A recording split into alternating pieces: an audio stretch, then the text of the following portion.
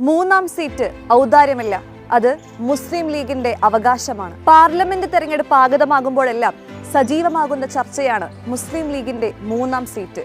സംഘശക്തിയും സംഘടനാ ബലവും നിലവിലെ രാഷ്ട്രീയ പ്രാധാന്യവും വെച്ചു നോക്കിയാൽ 4 അതിൽ കൂടുതലോ സീറ്റുകളിൽ മത്സരിക്കുവാനുള്ള അർഹത തീർച്ചയായും മുസ്ലിം ലീഗിനുണ്ട്.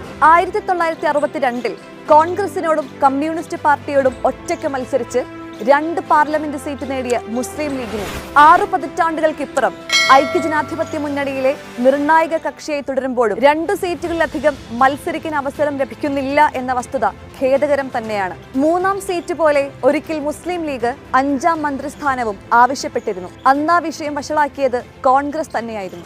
UDF-ൽ കോൺഗ്രസിനേക്കാൾ സംഘടനാ ബലമുള്ള ലീഗിന് ഒരു മന്ത്രി പദവി കൂടി നൽകേണ്ടത് ന്യായമാണെന്ന് അന്ന് ചിന്തിക്കാത്തവരായി ആരും ഉണ്ടായിരുന്നില്ല എന്നതാണ് സത്യം. കോൺഗ്രസ് നേതാക്കൾ അത് കണ്ടറിഞ്ഞു കൊടുക്കേണ്ടതിന് പകരം അനാവശ്യ പ്രസ്താവനകൾ ഇറക്കി ലീഗിനെ വെറുപ്പിച്ചു. സുകുമാരൻ നായരെ പോലുള്ളവരും കമ്മ്യൂണിസ്റ്റ് പാർട്ടിയും മാധ്യമങ്ങളും ചേർന്ന് 5ാം മന്ത്രി വിവാദമാക്കിയപ്പോൾ പരിക്കേറ്റത് UDF-ന് തന്നെയായിരുന്നു. സമാനമായ സാഹചര്യമാണ് വീണ്ടും വന്നിരിക്കുന്നത്. ലീഗിനോളം ശക്തിയില്ലാത്ത പാർട്ടിയാണ് CPI.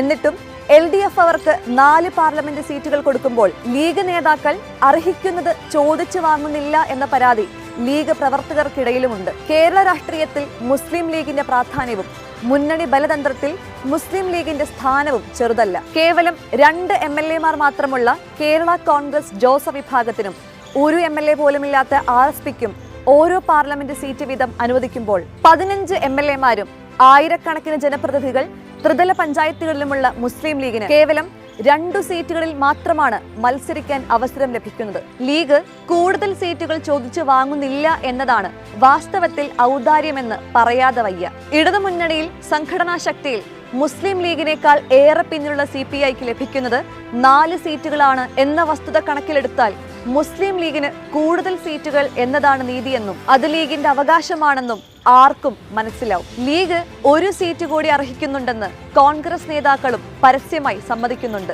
മൂന്നാം സീറ്റ് കോൺഗ്രസ് നേതാക്കൾ കണ്ടറിഞ്ഞു കൊടുത്താൽ ആ നന്ദി ലീഗ് പ്രവർത്തകർ തെരഞ്ഞെടുപ്പിൽ കാണിക്കുമെന്നാണ് ലീഗിനുള്ളിലെ വികാരവും. പകരം ലീഗിനെ വെറുപ്പിച്ച് ലീഗ് നേതാക്കൾ തന്നെ അടിയുണ്ടാക്കി സീറ്റ് വാങ്ങേണ്ട അവസ്ഥ ഉണ്ടാക്കിയാൽ നഷ്ടം കോൺഗ്രസിന് തന്നെയാണ്. കോൺഗ്രസുകാർ ലീഗിന് വോട്ട് ചെയ്യുന്ന 2 മണ്ഡലങ്ങളും ലക്ഷത്തിന് മുകളിലുള്ള ഭൂരിപക്ഷത്തിന് ലീഗ് ജയിക്കുന്ന മണ്ഡലങ്ങളാണ്. ഈ 2 മണ്ഡലങ്ങളിൽ കോൺഗ്രസുകാർ ലീഗിന് വോട്ട് ചെയ്യുമ്പോൾ 16 മണ്ഡലങ്ങളിൽ കോൺഗ്രസ് ജയിക്കുന്നത് ലീഗ് വോട്ട് കൊണ്ടാണ്. മലബാറിൽ തെരഞ്ഞെടുപ്പിൽ UDF-നെ സജീവമാക്കുന്നത് ലീഗ് പ്രവർത്തകരാണെന്നതും ഇതിനോടൊപ്പം കൂട്ടിവായിക്കാവുന്നതാണ്. കോൺഗ്രസുകാർ എല്ലാ പ്രാവശ്യത്തെയും പോലെ ലീഗിന് കൂടുതൽ സീറ്റിന് അർഹതയുണ്ടെന്ന് പരസ്യമായി സമ്മതിച്ചും ലീഗിന്റെ രാഷ്ട്രീയ ബലത്തെ പുകഴ്ത്തിയും സീറ്റ് തരാതിരിക്കുന്ന നിലപാട് ഇത്തവണയും ആവർത്തിക്കാതിരുന്നാൽ UDF മുന്നണിക്ക് നല്ലത്. കോൺഗ്രസ് അംഗീകരിക്കുന്ന ന്യായമായ അർഹത മാത്രമാണ് മുസ്ലിം ലീഗ് നേതൃത്വവും അണികളും ആവശ്യപ്പെടുന്നത്. അവകാശം ചോദിക്കുന്ന ഘടകകക്ഷിയോട്